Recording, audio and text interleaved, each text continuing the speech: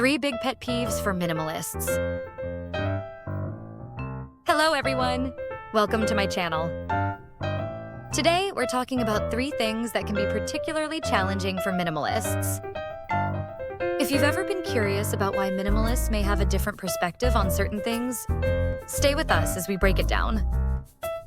All right, let's start with the first pet peeve. A phone or laptop screen covered in icons. You know what I'm talking about? Apps everywhere. Notifications screaming for attention. Random files just sitting on the desktop. Minimalists love digital simplicity. Why? Because clutter, whether it's physical or digital, creates stress. Have you ever opened your phone just to check one thing?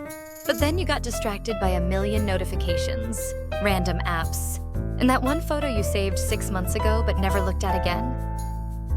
But here's the real problem. If you don't declutter your phone or laptop regularly, it becomes a nightmare to clean up later. Apps accumulate over time, files get saved without you even realizing it. And suddenly, your device is filled with stuff you don't even remember downloading. This is why many people feel stuck when they finally decide to clean up. There's just too much to go through. Imagine sorting through hundreds of files, random downloads, duplicate photos, and unused apps. It's exhausting just thinking about it. The fix? Declutter regularly. Delete unused apps, organize files into folders, and keep only what you need on your home screen. A little maintenance now saves you from digital chaos later. 2. Unnecessary luxury items. Now, don't get me wrong, we're not against quality. Investing in a well-made, durable item is actually a minimalist principle. But what we don't get is spending thousands of dollars just for a logo. Be honest, how many of those designer bags do you actually use? And those $800 shoes? Are they any more comfortable than a well-made $150 pair? A minimalist would rather invest in 1 or 2 high-quality, versatile pieces than collect status symbols they barely use. The goal is to buy things that serve you, not things you serve. Ask yourself, am I buying this because I truly love it, and it adds value to my life? Or am I buying it just to impress others? Big difference. Now, here's something to consider. What else could you do with that money?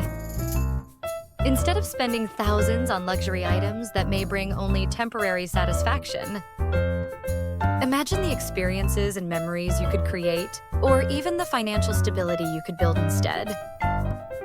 A dream vacation, a fun weekend getaway, learning a new skill, or even just enjoying quality time with loved ones, these things bring long-term fulfillment. The truth is, buying luxury items just for the sake of showing off or seeking self-satisfaction often leads to an empty feeling later.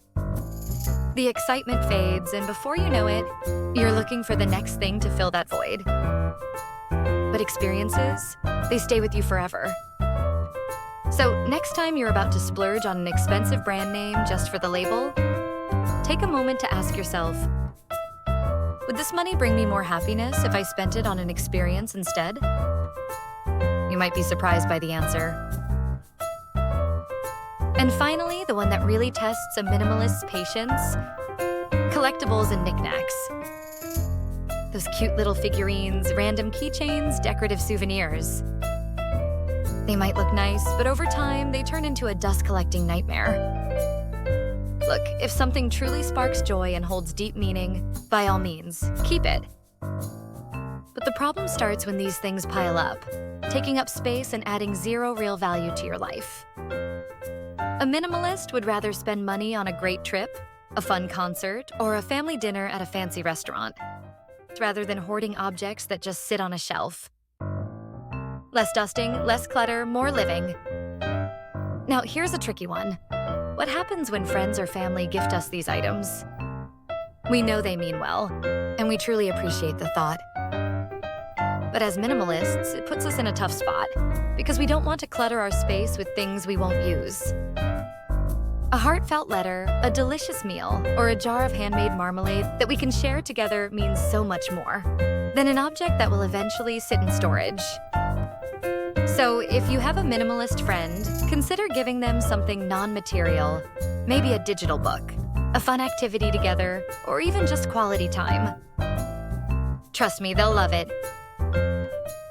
There you have it, 3 big pet peeves for minimalists. If you are nodding along to these ideas, guess what? That means you truly get the minimalist mindset, and that's something to be proud of.